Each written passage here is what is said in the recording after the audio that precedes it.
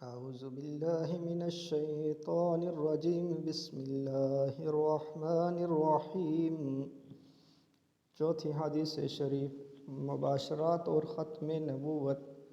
عن انس ابن مالک رضی اللہ تعالی عنہ قال قال رسول اللہ صلی اللہ تعالی علیہ وسلم ان الرسالة والنبوة قد انقطعت فلا رسول بعدي ولا نبي قال فشق ذلك على الناس قال ولكن المبشرات قالوا يا رسول الله صلى الله عليه وسلم وما المبشرات قال رؤيا الرجل المسلم وهي جزء من أجزاء النبوة۔ حضرت انس بن مالک رضی اللہ تعالی عنہ اس حدیث کے راوی ہیں۔ فرمانے لگے قال رسول اللہ صلی اللہ تعالی علیہ وسلم، رسول پاک صلی اللہ تعالی علیہ وآلہ وسلم نے ارشاد فرمایا ان الرسالۃ والنبوۃ قد انقطعت، بے شک رسالت اور نبوت ختم ہو گئی ہے، یعنی میرے بعد کوئی نبی نہ آئے گا نہ رسول آئے گا، دونوں چیزیں ختم ہو گئی ہیں، مجھ پر دروازہ بند ہو گیا ہے نبوت اور رسالت کے خاتمے کا۔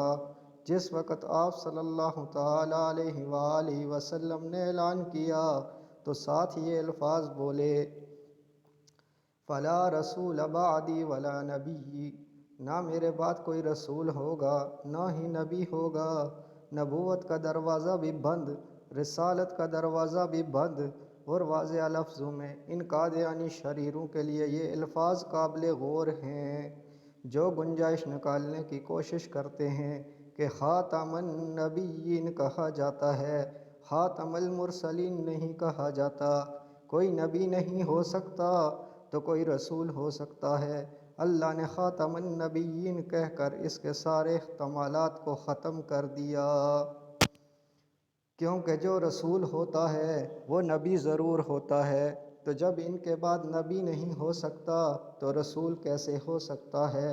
اور رسول اکرم صلی اللہ تعالی علیہ وآلہ وسلم نے واضح طور پر الفاظ میں بھی کہہ دیا، فرمایا اللہ نے دروازہ بند کر دیا ہے، فلا رسول بعدی ولا نبی، میرے بعد کوئی رسول بھی نہیں ہو سکتا اور میرے بعد کوئی نبی بھی نہیں ہو سکتا۔ ولیکن المبشرات، نبوت کا دروازہ تو بند ہو گیا ہے مگر مبشرات کا دروازہ کھلا ہے۔ تو صحابہ رضی اللہ عنہم نے عرض کی یا رسول اللہ صلی اللہ تعالی علیہ وآلہ وسلم وما المبشرات، مبشرات کیا چیز ہے؟ آپ صلی اللہ تعالی علیہ وآلہ وسلم فرماتے ہیں کہ نبوت تو بند ہے لیکن مبشرات سے تمہیں فیض پہنچتا رہے گا۔ تو میرے محبوب صلی اللہ تعالی علیہ وآلہ وسلم نے ارشاد فرمایا رؤیا الرجل المسلم، رؤیا الرجل المسلم، ایک مسلمان کا خواب، یہ سلسلہ بعد میں بھی برقرار رہے گا۔ وَهِيَ جُزْءٌ مِّنْ أَجْزَاءِ النَّبُوَّةِ، سچا خواب نبوت کے شعبوں میں سے ایک شعبہ ہے، نبوت کے اجزاء میں سے ایک جز ہے، لہٰذا اللہ تعالیٰ کی طرف سے ایسے الہامات کا سلسلہ اولیاء کے لیے ہو سکتا ہے اور ایک سلسلہ عامۃ المؤمنین کے لیے بھی باقی رہے گا مباشرات کی شکل میں۔